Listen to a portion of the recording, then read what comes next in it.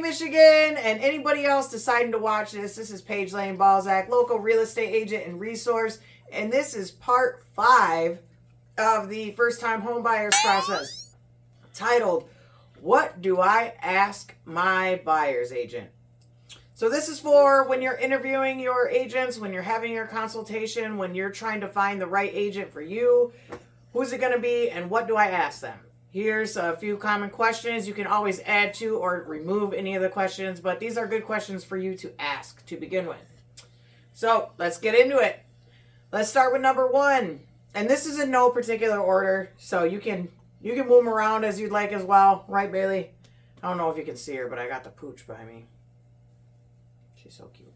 Anyways, 1, what services do you offer?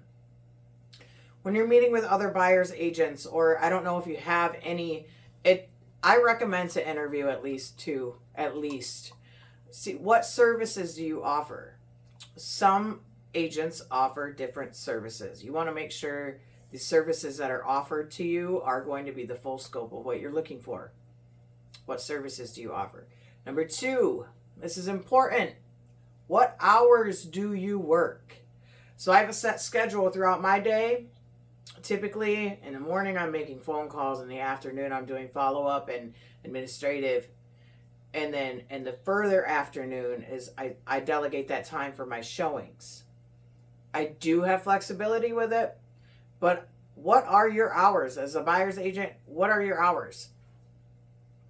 Some agents will just go whenever, wherever. And in a competitive market, it's very important for you to make sure that you're also flexible because homes don't last as long. But you want to be prepared to know, what hours am I able to communicate with you?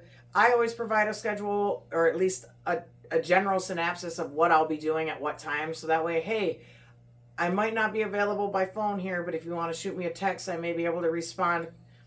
You know, these times I can get back with you. These are the times I'm typically able to show you a home. Does that work for you? If it doesn't, you know, what are your hours like? How can we make this work best for you? It's important. If you're wanting an agent that's going to, you know, drop what they're doing at all times and go show you a home immediately, you shouldn't. You should. But if you want that, not all agents are going to be available for you. So make sure you know that their hours are going to be conducive for what you need and what you're doing. That way, when you're ready to start looking at homes and actually get out there, there's no conflict with the schedules. Be prepared to know what hours do you work. You know, what's the latest I can text you? Stuff like that. Because a lot of times, to be honest, things that are like immediately needed by you as a home buyer are not actually immediate needs, if that makes sense. It seems like it for you because you're very stressed. It's a very high-stressed, emotional, exciting time. But we have other clients and we have other schedules that we have to maintain. So without you knowing that, you may be in a position where you're like, this person's not responding. What's going on? It's important to set the precedence of what hours are worked, when's the latest you can call, when can you expect a call back, things like that. I know it seems mundane, but it's important. 3, very important also, what areas do you cover? So say you are in West Michigan and you are wanting to move to the UP. You're likely not going to want a local agent to you in West Michigan. You're going to want your local agent to find somebody up there that's going to be suitable for what you need, because in reality, you want somebody available. Same thing if it's 2.5 hours away, 3 hours away, if you're moving out of state. What areas do you cover? Where are you as a home buyer wanting to move to? Sometimes I have people that are like either central Michigan or up north here or down here, and they want to look at, you know, homes in all these areas. It might be better for you as a home buyer to have the agent up north here.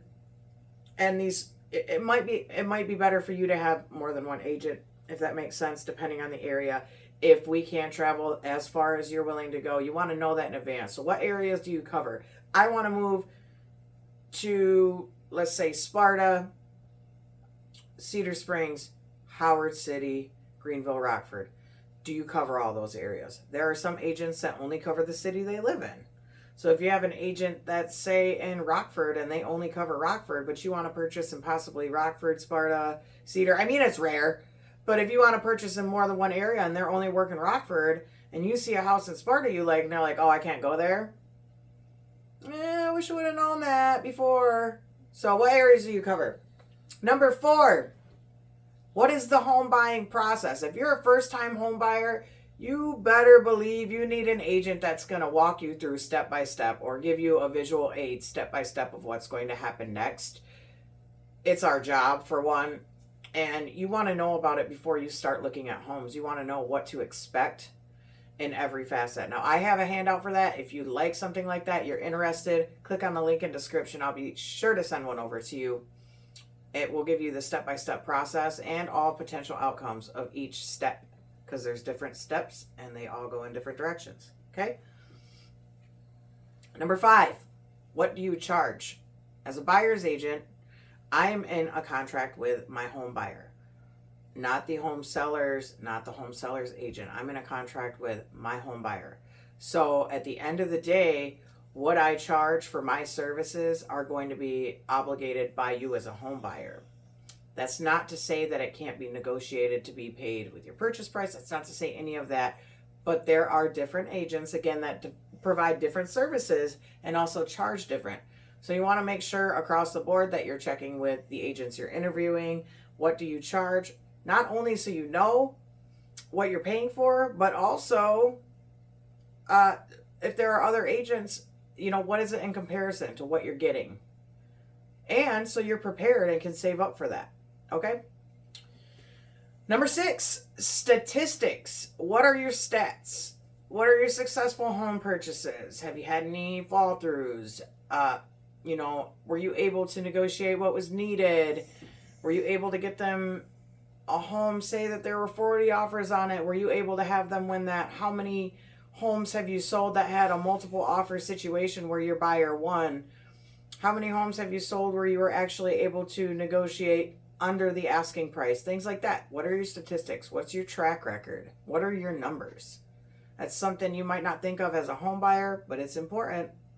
Numbers talk. Number 7, do you have any references or reviews? Typically, when an agent has worked on deals in the process, they get a review or a testimonial, and you'll be able to see from others' perspectives how their experience was. You can always go online and look at other reviews, but they should have references or reviews, testimonials from other home buyers that you can reference and just get a general feel for how their services were. How did they end up afterward? And last but not least, ask them about their market knowledge. Any agent you're interviewing with, you want to know that they know that the market that you're looking to move in. And I'm not talking about, you know, what are the school systems, obviously, crime, stuff like that. That's different. We're talking about what is the market like, the actual home buying market. That's something you want your agent to know. Your agent should know that about the market you're looking in, so that way they're able to know what to expect. They're able to guide you through what may happen. Because some areas, some areas may be highly desirable and may have more than one offer on the house, and you're going to be competing, and they can set you apart in ways to provide a stronger offer. Okay? Some places may be not so highly desirable, and with that, you're looking at what can we do to get the best deal on this place. It can go either way. It depends on the area. It depends on the local market, and it will also prepare you, hey, this is the average price. This is the average days on market. This is the average showings they have. We have access to all that information. Make sure you hire somebody that knows that. Because if you don't, then you'd be like, well, how much is this going to go for? Or, you know, or what are your thoughts on this? If we don't know the market, if they don't, I know it. But if they don't know the market, how do you expect them to give you an answer that one, they're confident in, and two, that they're knowledgeable in. Make sure they provide you with information about the market and show you that they are confident about the market you're in and can give you any information you ask for. It's important. So that is 1 through 8. I could come up with more, but those are just some examples of questions when you're interviewing your buyer's agent. It's important to know these things.